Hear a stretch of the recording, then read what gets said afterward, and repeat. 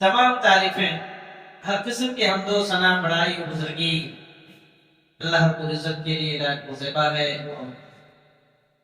ہم سب اسی کی تعریف، اسی کی بڑائی و بزرگی بیان کرتے ہیں، اسی سے مدد طلب کرتے ہیں، اسی سے اپنے گناہوں کی مغفرت چاہتے ہیں اور نفس کی برائیوں سے اور گناہوں سے اسی کی پناہ چاہتے ہیں۔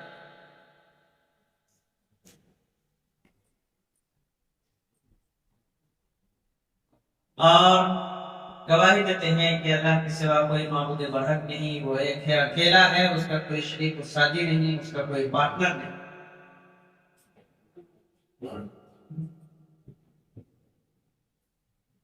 وہی ہم سب کا خالق و مالک و رازق ہے، ہم سب اس کے مخلوق ہیں، وہ کسی کا محتاج نہیں، ہم سب اس کے محتاج ہیں۔ وہ ہر عیب سے پاک ہے، ہر کمزوری سے وہ پاک ہے، ہر کمی سے، ہر نقص سے وہ پاک ہے۔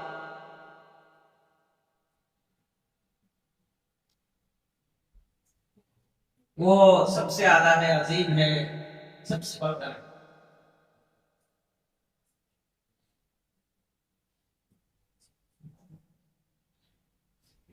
بعض گواہی دیتے ہیں کہ نبی اکرم خاتم الانبیاء والمرسلین محمد رسول اللہ صلی اللہ علیہ وسلم اللہ کے بندے اور اس کے رسول ہیں۔ درود و سلام نازل ہو ہمارے آخری نبی محمد رسول اللہ صلی اللہ علیہ وسلم پر۔ اللہم صلی علی محمد وعلی آل محمد کما صلیت علی ابراہیم وعلی آل ابراہیم انک حمید مجید۔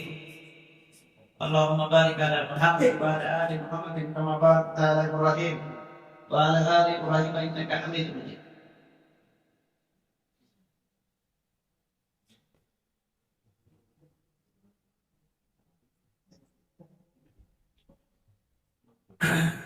خطبہ مسنونہ کے بعد سورہ اسراء بھی کہتے ہیں، اس کو سورہ بنی اسرائیل بھی کہتے ہیں۔ 15ویں پارے کی شروعات کی یہ آیت میں نے آپ لوگوں کے سامنے پڑھی ہے۔ اسی کی روشنی میں آج کا خطبہ ہے نبی صلی اللہ علیہ وسلم کی معراج کے تعلق سے۔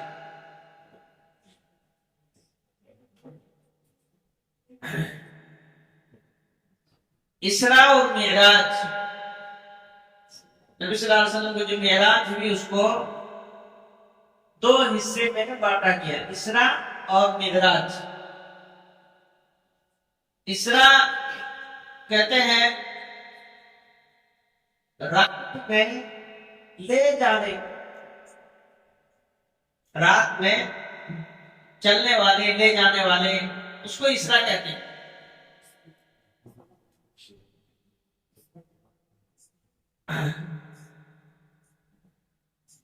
اور معراج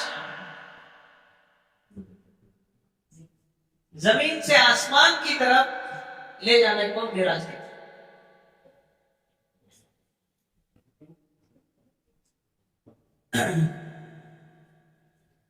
تو معراج کا واقعہ کس طرح سے پیش آیا، مختصر یہ آپ لوگ سامنے رکھیں گے۔ اس کے بعد اسی کے تعلق سے کچھ باتیں رہیں گی۔ لوگ شب معراج مناتے ہیں، اس کی خصوصی عبادت کرتے ہیں اور لوگ جمع ہوتے ہیں مسجد میں، تقریریں کرتے ہیں، نمازیں پڑھتے ہیں۔ اس کی شرعی حیثیت کیا ہے؟ کیا ایسا کرنا جائز ہے؟ صحابہ کرام نے ایسا کیا؟ نبی صلی اللہ علیہ وسلم نے ایسا کچھ حکم دیا ہے؟ بزرگ اور دوست اسلام نہیں۔ شب معراج منانا، اس دن مسجد میں جمع ہونا یا اپنے گھروں میں نماز پڑھنا، شب معراج نفلی نماز پڑھنا، شب معراج منانا، یہی بدعت ابھی ہم بتائیں۔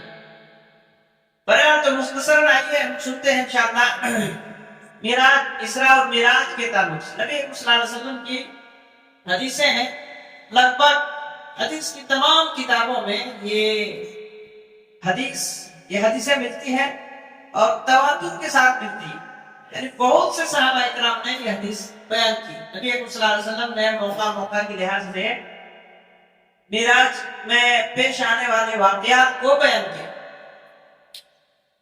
تو نبی اکرم صلی اللہ علیہ وسلم ارشاد فرماتے ہیں کہ نبی صلی اللہ علیہ وسلم اس رات کو جس رات معراج ہوئی، اچھا یہاں ایک بات یہ بھی ہے کہ معراج کس سن میں ہوئی، کس مہینے میں اور کس دن، اس میں مورخین کا اختلاف ہے، اتفاق نہیں ہے، اتفاق نہیں ہے کس سن میں معراج ہوئی، کس مہینے میں، کس تاریخ کو، مورخین کا اس میں اتفاق نہیں ہے، اختلاف ہے۔ نبی صلی اللہ علیہ وسلم نے بھی خود نہیں بتایا کہ فلاں مہینے میں یا فلاں سن میں معراج ہوئی، صحابہ اکرام نے بھی اس کو نہیں بتایا، بس معراج ہوئی۔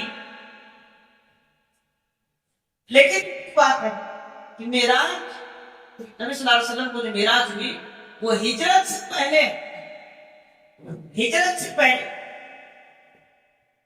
نبی صلی اللہ علیہ وسلم جب نبی بنائے گئے تو 13 سال مکے میں رہے، 13 سال کے بعد آپ ہجرت کر کے مدینہ آئے، تو ہجرت سے تھوڑے دن پہلے کا واقعہ کیا، 1 سال پہلے کا، 1 سال کا لگ بھگ۔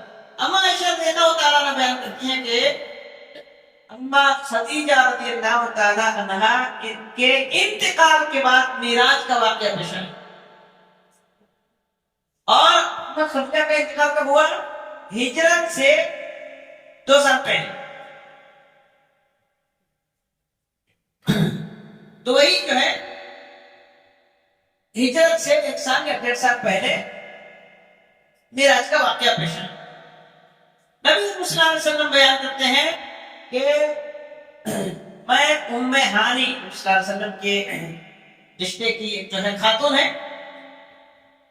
ان کے گھر میں صلی اللہ علیہ وسلم اس رات کو لیٹے ہوئے تھے، وہاں جبریل امین اور میکائیل آئے، نبی صلی اللہ علیہ وسلم کو اٹھا کر حتیم میں لائے، خانہ کعبہ میں، حتیم خانہ کعبہ ہے، اس کے لگے ہوئے چھوٹی سی جگہ ہے جس کو چھوڑ دیا گیا، وہ خانہ کعبہ کا حصہ ہے جو لگ بھگ 2 سے 3 فٹ کی دیوار ہے، ایسے جو ہے گھیرا ہوا ہے، وہ حصہ خانہ کعبہ کا حصہ تھا، خانہ کعبہ کے اندر کا حصہ تھا۔ نبی صلی اللہ علیہ وسلم کی عمر جب 30 پر 5 سال کی تو قریش کے لوگوں نے خانہ کعبہ کو دیواریں گرا کر کے نئے سرے سے اس کی تعمیر کرنا شروع کیا، تو ان کے پاس پیسے کم پڑ گئے تو انہوں نے خانہ کعبہ کا حصہ چھوٹا کر دیا اور اس کو جو ہے چھوڑ دیا، اور اس کو تھوڑا سا دیوار دے کر کے اس کو رہنے دیا۔ تو نبی صلی اللہ علیہ وسلم نے ارشاد فرمایا کہ یہ خانہ کعبہ کا حصہ ہے جو جس کی تعمیر حضرت ابراہیم علیہ السلام نے کی تھی، تو جو شخص خانہ کعبہ کے اندر نماز پڑھنا چاہتا ہے، اس کو شوق ہے، تو وہ اسی جگہ میں نماز پڑھ لے، خانہ کعبہ کے اندر نماز پڑھنے کی طرح ہے۔ اسی لیے حتیم میں، اس جگہ میں لوگ نماز پڑھنے کے لیے لمبی لمبی لائن لگاتے ہیں اور وہ جو ہے مارا ماری کرتے ہیں، وہ جو ہے بیان، تو اسی کی جگہ نبی صلی اللہ علیہ وسلم لٹے ہوئے تھے۔ جبریل امین آئے اور حضرت میکائیل دونوں آئے، دونوں نے کہا یہ ہم تینوں میں سے درمیان والے محمد صلی اللہ علیہ وسلم ان کو اٹھائیے۔ نبی صلی اللہ علیہ وسلم کہتے ہیں کہ مجھے اٹھائے گا، میں اٹھا تو زمزم کنویں کے پاس نبی صلی اللہ علیہ وسلم کو لے جائیں گے، وہاں نبی صلی اللہ علیہ وسلم کا سینہ مبارک چاک کیا، چیر دیا، اور قلب مبارک، دل کو باہر نکالا، سونے کے پلیٹ میں جو جنت سے لایا گیا اس میں دھویا، اور گندگی آلائش شیطان کا جو حصہ تھا باہر نکالا، پاک صاف کر دیا، اور ایمان اور حکمت سے اس کو بھر دیا، پھر دل کو سینے میں رکھ دیا اور سیون ڈال دیا، یا جو ہے ملا دیا اور درست کر دیا. حضرت انس بن مالک رضی اللہ تعالیٰ عنہ کی ایک حدیث ہے، اس میں وہ بیان کرتے ہیں کہ نبی صلی اللہ علیہ وسلم کا سینہ مبارک جو جبریل امین نے چاک کیا تھا، اس کے نشان تو یہ صرف خیالی نہیں ہے، حقیقی ہے. نبی صلی اللہ علیہ وسلم کا سینہ مبارک چاک کیا تھا، دل نکالا گیا اور اس کو دھویا گیا اور ایمان اور حکمت سے اس کو بھر دیا. حقیقی ہے، خیالی نہیں. پھر کے سامنے سواری پیش کی گئی. وہ سواری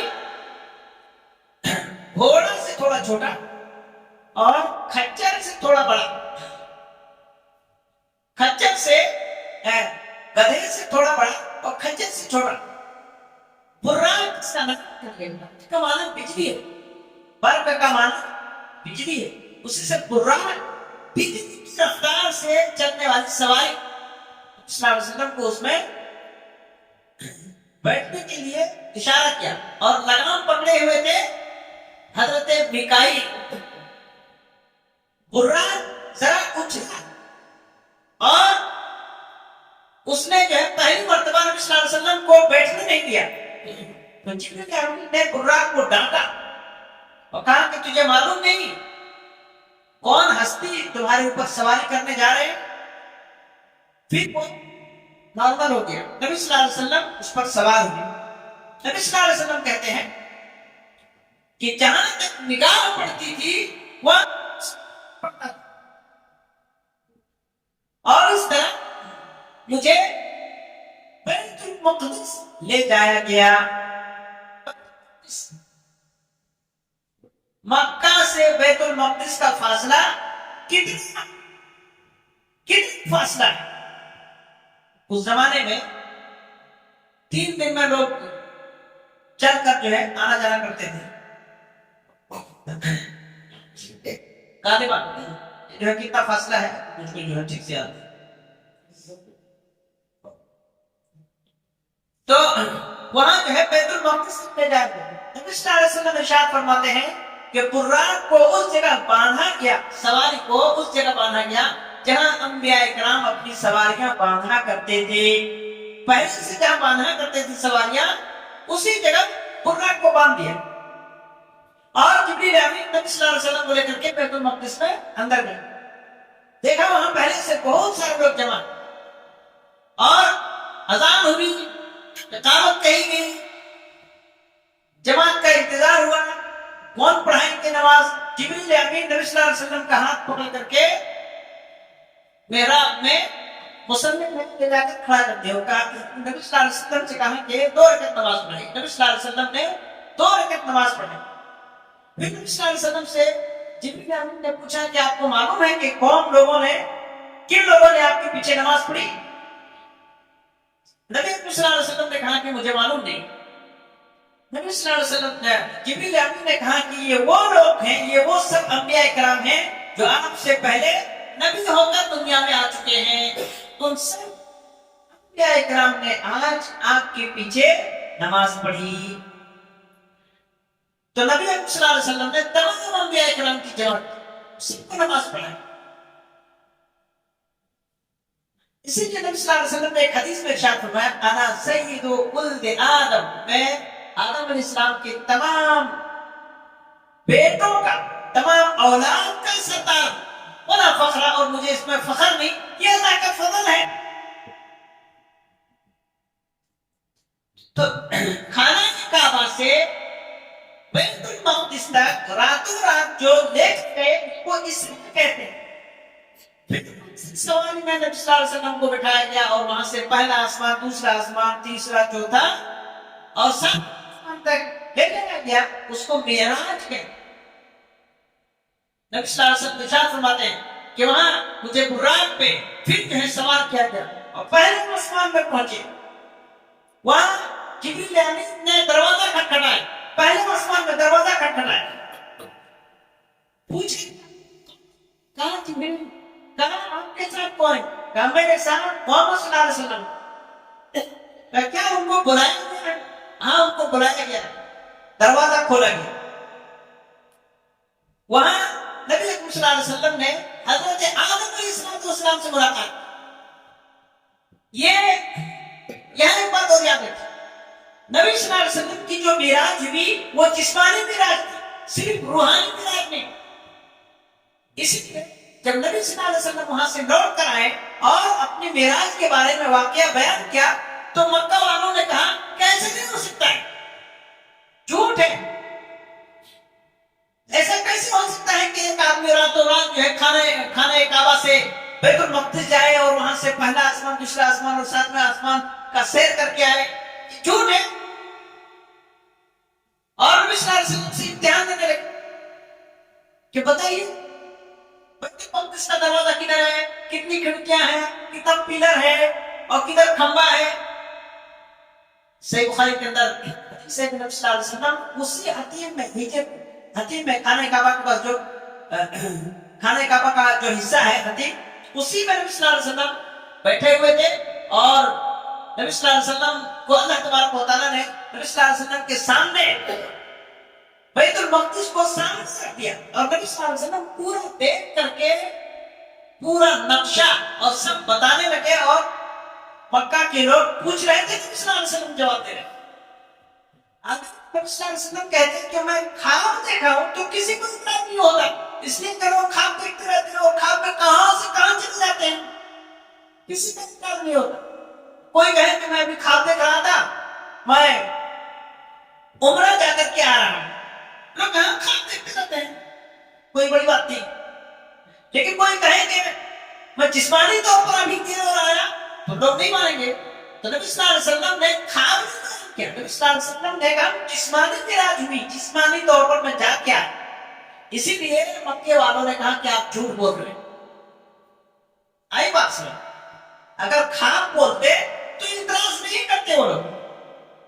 روحانی سفر ہوتا تو اعتراض کرنے کی سنو روحانی طور پر جا سکتا، جسمانی طور پر جانا ان کے لیے محال تھا، لیکن اللہ تعالیٰ کے لیے ناممکن کچھ بھی نہیں. اسی لیے سورہ اسراء کے اندر اللہ سبحانہ و تعالیٰ نے ارشاد فرمایا سبحان الذی اسری بعبدہ لیلا من المسجد الحرام، پاک ہے وہ ذات سے، ہر کمی سے، ہر نقص سے. ہم جو سوچتے ہیں ویسا نہیں ہے، سبحان الذی اسری بعبدہ، جس نے راتوں رات اپنے بندے کو لے گیا مسجد الحرام من المسجد الحرام، مسجد حرام سے مسجد اقصی اور وہاں سے ساتویں آسمان. اللہ کو بتانے کے لیے یہ کوئی بھی مشکل نہیں ہے اور ناممکن نہیں ہے. اللہ کی ذات ہر عیب سے پاک ہے. تو پہلے آسمان میں دستور کے مطابق وہاں دروازہ کھولا گیا، پوچھا گیا، پھر حضرت آدم علیہ السلام سے وہاں ملاقات. علماء کرام نے یہاں بھی حکمت بیان کی کہ آسمانوں میں انبیاء اکرام سے ملاقات ہونا یہ بھی ایک عزت اور شرف کی بات ہے. جیسے بڑے بڑے بادشاہ جب کسی ملک کا دورہ کرتے ہیں تو وہاں بڑے بڑے بادشاہ ان کا استقبال کرتے ہیں، بڑے بڑے وزراء اور بادشاہ ان کی استقبال کے لیے چل جاتے ہیں. تو نبی صلی اللہ علیہ وسلم کے استقبال کے لیے الگ الگ آسمان میں انبیاء اکرام موجود ہیں، گویا وہ استقبال کر رہے ہیں. آدم علیہ السلام نے دیکھا تو کہا نیک بیٹے ابراہیم صاحب ولد صاحب، نیک بیٹے اور نیک نبی. آدم علیہ السلام نے مرحبا کہا، استقبال کیا، خیر مقدم کیا. تو جبریل امین نے کہا کہ یہ آپ کے ابا آدم علیہ السلام نے سلام کیجئے. نبی اکرم صلی اللہ علیہ وسلم نے سلام کہا. پھر وہاں سے دوسرے آسمان گئے، وہاں حضرت عیسیٰ اور یحییٰ علیہ السلام سے ملاقات. نبی اکرم صلی اللہ علیہ وسلم سے کہا گیا یہ عیسیٰ اور یحییٰ ہیں، ان کو سلام کیجئے. وہاں جو ہے نبی صلی اللہ علیہ وسلم نے انہیں سلام کیا. تیسرے آسمان گئے، اسی طرح پوچھا گیا کون ہے، جبریل امین. آپ کے ساتھ کون ہے، محمد ہے. کیا ان کو بلایا گیا؟ ہاں بلایا گیا. دروازہ کھولا گیا، وہاں گئے، وہاں حضرت یوسف علیہ السلام سے ملاقات ہوئی. تیسرے آسمان میں یوسف علیہ السلام سے ملاقات ہوئی. نبی صلی اللہ علیہ وسلم نے ان کو دیکھا تو کہا کہ ان کو دنیا کی آدھی خوبصورتی دی گئی ہے، اتنے خوبصورت. انہوں نے بھی نبی صلی اللہ علیہ وسلم کا استقبال کیا تھا. اخن صالح و نبی صالح، نیک بھائی اور نیک نبی، آپ کا استقبال ہے، مرحبا، ویلکم. وہاں سے چوتھے آسمان گئے، وہاں حضرت ادریس علیہ السلام سے ملاقات، اسی طرح کی بات چیت وہاں ہوئی. پانچویں آسمان میں گئے، وہاں حضرت ہارون علیہ السلام سے ملاقات. چھٹے آسمان میں حضرت موسیٰ علیہ السلام سے ملاقات، اسی طرح وہاں بھی بات چیت ہوئی. اور ساتویں آسمان میں نبی صلی اللہ علیہ وسلم کے ایک اور نبی صلی اللہ علیہ وسلم کے جو جن کے نسل سے حضرت ابراہیم علیہ السلام، وہاں گئے. ابراہیم علیہ السلام نے اسی طرح جیسے آدم علیہ السلام نے کہا ابن صالح ہو، نیک بیٹے اور نیک نبی. ابراہیم علیہ السلام کی نسل سے ہے ہمارے نبی محمد صلی اللہ علیہ وسلم. ابراہیم علیہ السلام نے بھی کہا ابن صالح و نبی صالح، نیک بیٹے اور تمہارا آنا مبارک. جبریل امین نے کہا کہ حضرت ابراہیم ہے، آپ انہیں سلام کیجیے. نبی صلی اللہ علیہ وسلم نے ان کو سلام کہا اور پھر وہاں بات چیت ہوئی ساتویں آسمان. اس کے بعد سدرۃ المنتہا تک گئے. سدرۃ المنتہا، سدرا بیری کے درخت کو کہتے ہیں، اس کے پتے ہاتھی کے کان کی طرف اور پھل بیری کا درخت بنا ہوا پھل ہے، ہاتھی کے کان کے جیسا اس کا پتا ہے، اور نور کی کرنیں پڑتی ہیں. وہاں بیت معمور دیکھا، ایک مسجد جہاں ہر روز 70,000 فرشتے داخل ہوتے ہیں، پھر ان کو دوبارہ موقع نہیں ملتا. اور پھر اس کے اوپر عرش ہے اللہ تبارک و تعالیٰ. وہاں اللہ تبارک و تعالیٰ سے بات چیت ہوئی. اللہ تبارک و تعالیٰ نے 50 وقت کی نمازیں فرض کی اور سورہ بقرہ کی آخر کی 2 آیتیں دی. وہاں نبی صلی اللہ علیہ وسلم نے بہت سے مناظر دیکھے. سورہ نجم میں اللہ تبارک و تعالیٰ نے اس کو بیان فرمایا، وَالنَّجْمِ إِذَا هَوَىٰ مَا ضَلَّ صَاحِبُكُمْ وَمَا غَوَىٰ وَمَا يَنطِقُ عَنِ الْهَوَىٰ إِنْ هُوَ إِلَّا وَحْيٌ يُوحَىٰ عَلَّمَهُ شَدِيدُ الْقُوَىٰ ذُو مِرَّةٍ فَاسْتَوَىٰ وَهُوَ بِالْأُفُقِ الْأَعْلَىٰ ثُمَّ دَنَا فَتَدَلَّىٰ فَكَانَ قَابَ قَوْسَيْنِ أَوْ أَدْنَىٰ فَأَوْحَىٰ إِلَىٰ عَبْدِهِ مَا أَوْحَىٰ مَا كَذَبَ الْفُؤَادُ مَا رَأَىٰ أَفَتُمَارُونَهُ عَلَىٰ مَا يَرَىٰ وَلَقَدْ رَآهُ نَزْلَةً أُخْرَىٰ عِندَ سِدْرَةِ الْمُنتَهَىٰ. وہاں جبریل امین کو پھر نبی صلی اللہ علیہ وسلم نے اصلی شکل میں دیکھا کہ 600 پر ہے. مَا زَاغَ الْبَصَرُ وَمَا طَغَىٰ. نبی صلی اللہ علیہ وسلم نے جو کچھ اپنی آنکھوں سے دیکھا اس میں آپ کی نگاہ بھٹکی نہیں. مَا كَذَبَ الْفُؤَادُ مَا رَأَىٰ. جو کچھ نبی صلی اللہ علیہ وسلم نے آنکھوں سے دیکھا دل نے اس کو جھٹلایا نہیں. حقیقی چیزیں دیکھ کر کے آئے. جنت دیکھا، جہنم دیکھا، 4 نہریں دیکھا، دودھ کی اور شہد کی نہریں دیکھا، اور بہت سی جنت و جہنم کو دیکھا. وہ سب جو ہے تفصیلی باتیں اور تفصیلی واقعات ہیں جو نبی صلی اللہ علیہ وسلم کے بعد میں آنے کے بعد جہنم میں کیسے لوگوں کو عذاب ہو رہا ہے وہ بھی دیکھا. جنت میں کون کون لوگ ہیں، بہت سارے لوگ، وہ دیکھا. اور نبی صلی اللہ علیہ وسلم واپس حضرت جبریل امین کے ساتھ واپس آ گئے. بزرگ اور دوست اسلام، یہ نبی صلی اللہ علیہ وسلم کا ایک معراج تھا، ایک اعزاز تھا، عزت افزائی تھی، حوصلہ افزائی تھی. ابھی تک یعنی اس بار انسان سے نبی صلی اللہ علیہ وسلم ایک کشمکش کی زندگی گزار رہے، کافروں کے ساتھ بڑے نازک حالات سے گزر رہے. کافر لوگ نبی صلی اللہ علیہ وسلم کو، صحابہ اکرام کو، جو بھی اسلام قبول کرتے ان کو چین اور سکون سے رہنے نہیں دیتے. حالت بہت ہی خراب تھی. اسلام کا نام لینا مشکل تھا، نماز پڑھنا مشکل تھا، اسلام قبول کرنا آسان نہیں تھا. نبی صلی اللہ علیہ وسلم صحابہ اکرام چھپ چھپ کر رہتے تھے. کافروں کی طرف سے ہر طرح کے ہتھ کنڈے، ظلم و ستم کے نئے نئے طریقے ایجاد ہوتے تھے اور مسلمانوں پر آزمائے جاتے.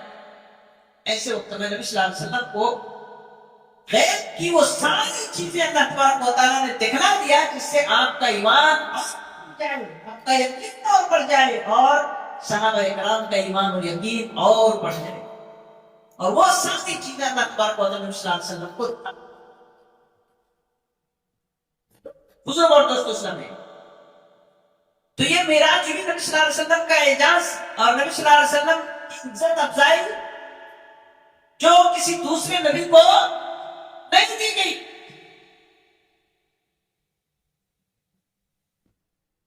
اس سے بڑی بات نبی صلی اللہ علیہ وسلم کو جو معراج ہوئی، اس سے بڑی بات وہ اس میں نبی صلی اللہ علیہ وسلم کو پہلی مرتبہ وحی نازل ہوئی اور نبی صلی اللہ علیہ وسلم کو نبی بنائے۔ شب قدر منی رہا، اللہ سبحانہ وتعالیٰ نے قرآن مجید میں ارشاد فرمایا اِنَّا أَنزَلْنَاهُ فِي لَيْلَةِ الْقَدْرِ وَمَا أَدْرَاكَ مَا لَيْلَةُ الْقَدْرِ، ہم نے اس قرآن کو قدر والی رات میں اتارا۔ اِنَّا أَنزَلْنَاهُ فِي لَيْلَةِ الْقَدْرِ وَمَا أَدْرَاكَ مَا لَيْلَةُ الْقَدْرِ، آپ کو کیا خبر کہ ليلة القدر کیا ہے؟ ليلة القدر خير من ألف شهر، ليلة القدر 1000 مہینوں کی عبادت سے بہتر ہے۔ اس رات کو ليلة القدر میں اللہ تعالیٰ نے قرآن کرنا شروع کیا، اس رات کو نبی صلی اللہ علیہ وسلم کو اللہ تعالیٰ نے نبی بنایا، یعنی اندھیری دنیا سے اندھیرے کو ختم کرنے کے لیے اللہ تعالیٰ نے روشنی کو دیا، اور وہاں سے نبی صلی اللہ علیہ وسلم نبی بنے۔ نبی بننے کے بعد آپ نے لوگوں کو قرآن پڑھانا شروع کیا، اللہ کا پیغام سنانا شروع کیا، برائیوں سے لوگوں کو روکنا شروع کیا، لوگوں کو کفر اور شرک سے منع کرنا شروع کیا، اور وہاں سے توحید کی روشنی پھوٹنے لگی اور لوگ اپنی زندگی کی حقیقت کو سمجھنے لگے، اللہ سے جڑنے لگے۔ تو وہ پہلی رات بھی کوئی عبادت نہیں کرتے، کسی قسم کا جشن نہیں مناتے، اور شب معراج بھی نبی صلی اللہ علیہ وسلم نے کوئی عبادت نہیں کیا، نہ صحابہ کرام نے کوئی عبادت کیا، نہ تابعین نہ تابعین، صدی گزر گئی، شب معراج نہیں منایا جاتا تھا، کبھی نہیں۔